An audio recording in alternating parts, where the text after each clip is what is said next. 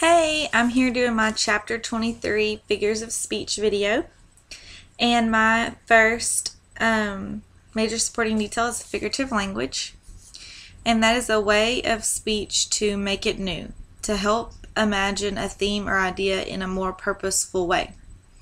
An example from the book is in Romeo and Juliet, Romeo says, "Juliet is to the sun," to describe her radiant and powerful beauty, but she obviously is not the sun. So my example was "You Fit Into Me" by Margaret Atwood. It says, "You fit into me like a hook into an eye." But really, you're not going to fit like a hook in an eye. Like, you get what I'm saying. Another major supporting detail would be simile and metaphor. A simile is a direct comparison of two distinct things using like or as.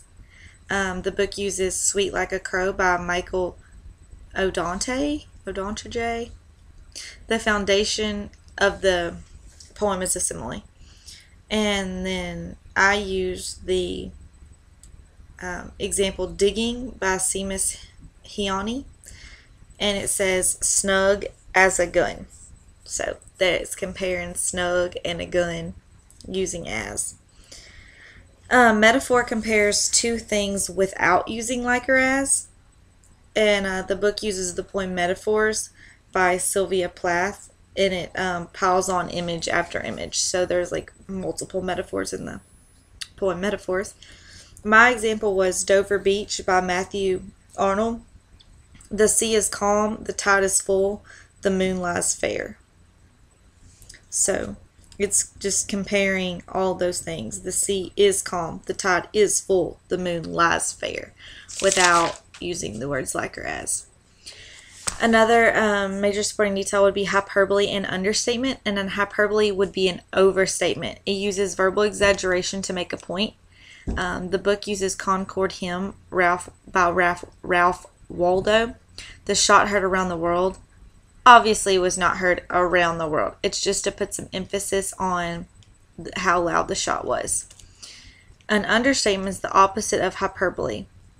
The book uses like calling Albert Einstein a pretty smart guy when actually he's a genius. So the understatement I used is "Fire and Ice" by Robert Frost, and the whole poem is an understatement. The hyperbole I used is "After making love we hear footsteps" by Galloway Kennel. "For I can snore like a bullhorn." Yeah, you snore loud, but you don't actually snore like a bullhorn. My next major supporting detail is synodotia, and metonymy. Sorry. A synodochi is a figure of speech that uses a piece or part of a thing to represent something in its entirety. Christopher Marlowe says, "Was this the face that launched thousands of ships?"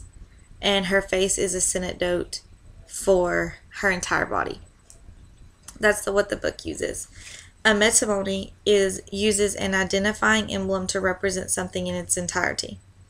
The book uses "She really loves reading Harry Potter." Well, you can't read Harry Potter. You can just read the books Harry Potter, but you can't actually read the person Harry Potter. The synodote I used is "Riot Act, April 29, 1992 by AI. The police are knocking hard at my door." The police is a word to represent a entire group of police officers. So it's a word to represent something in its entirety. My example of metonymy is by Out Out by Robert Frost, and it says, "But as he swang toward them, holding up the hand, half in appeal, but half as if to keep the life from spilling." And what he's saying is to keep the life from spilling is the spilling of blood, not actually of life. My next major supporting details are personification and apostrophe. Personifications when you give human traits to something unhuman. The book uses the Gone years. Night pockets the house, personifying night by giving it pockets. An apostrophe is when the writer calls out to an unseen person, force, or personified idea. The book uses ode on a Grecian urn, though still unravished bride of quietness, and they're speaking to a urn. My example of personification is from Some Kiss We Want by Rumi. At night I open the window and ask the moon to come and press its face against mine. Well, it's personifying the moon because the moon can't actually come into your window and press its face against yours. The example I use for apostrophe is Death Be Not Proud by John Donne. And he says, Die not, poor death, not yet canst thou kill me. And he's speaking to death. My next major supporting detail is paradox and oxymoron. A paradox is a contradictory statement contradictory statements that have deeper meanings. And in the book they use love, and it says is kind of warfare. The book Love, and then it says is kind of warfare. I mean the poem, sorry. An oxymoron is a version of paradox that combines words into compact phrases, and the book uses Shakespeare calls parting sweet sorrow. Oh wait, sorry, I messed up. No, that's right. Shakespeare calls parting sweet sorrow. He is making an oxymoron, saying that opposites attract. My example of paradox is War is Kind by Stephen Crane. Just the title in itself, War is Kind. And my oxymoron example is Starvation Diet by J.D. Landis. You can't. It's like starvation, diet, like, anyway. And then my next major supporting detail is pun. Pun is play on words that reveals different meanings in words that are similar or identical.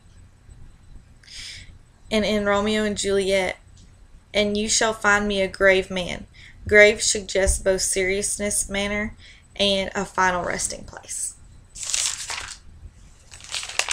And that was my last major supporting detail. Thank you.